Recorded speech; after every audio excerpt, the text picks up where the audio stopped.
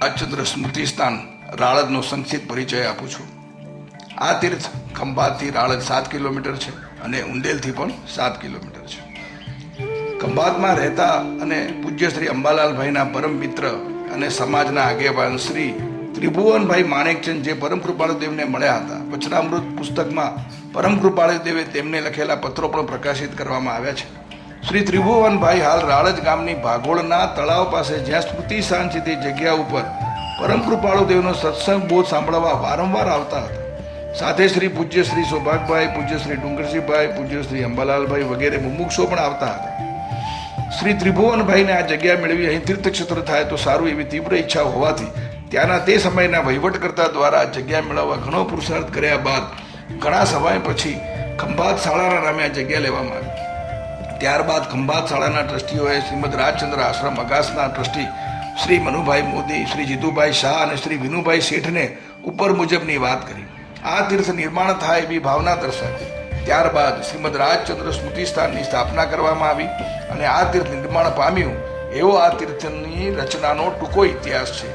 આ સ્મારકની સ્થાપના સંવત 2053 ફાગણ સુદ બીજ સોમવાર તારીખ 10/3/1997 શુભ દિને કરવામાં આવી હતી.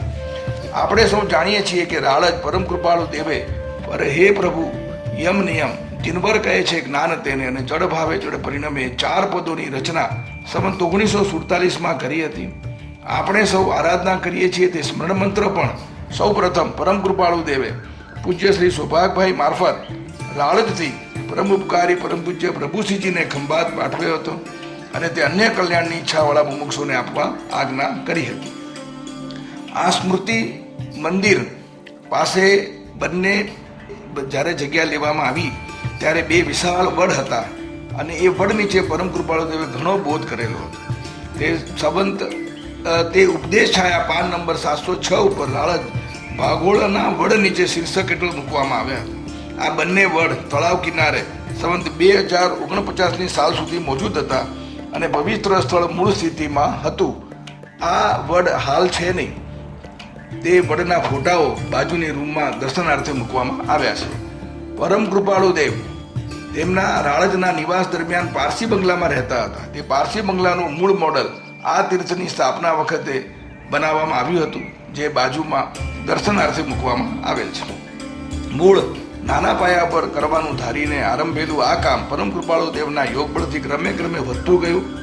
દર્શન ભક્તિ કરવા આવતા મુમુક્ષુઓના સૂચનો, સહકાર, સદભાવનાથી આ સ્મૃતિ સ્થાન ધાર્યા કરતાં ઘણું વિસ્તૃત પામ્યું અને જે આપણે પ્રત્યક્ષ જોઈ શકીએ છીએ. દર્શનાર્થીઓની વિશેષ સુવિધા અર્થે તમામ સુવિધાઓ સહિત એક ધર્મશાળાનું નવનિર્માણ કરવામાં આવ્યું છે. આ ધર્મશાળામાં ગ્રાઉન્ડ ફ્લોર ઉપર 2 રૂમ, એક મોટો હોલ, રસોડું, ડાઇનિંગ હોલ, સ્ટોર, લિફ્ટ, ભાઈઓ બહેનો માટેના ટોયલેટ, બાથરૂમ વગેરે બનાવવામાં આવ્યા છે.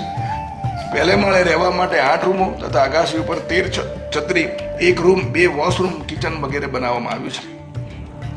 આ ધર્મશાળામાં જેને પણ રહેવા માટે આવવું હોય તેમણે આ ટ્રસ્ટના ટ્રસ્ટી શ્રી રાજુભાઈ શાહની મંજૂરી લેવી આવશ્યક છે. રાજુભાઈનો મોબાઈલ નંબર છે 7016494503. હાલ અહીં રહેવું હોય તો જમવા માટે ટિફિનની વ્યવસ્થા કરી આપવામાં આવે છે. જય પ્રભુ.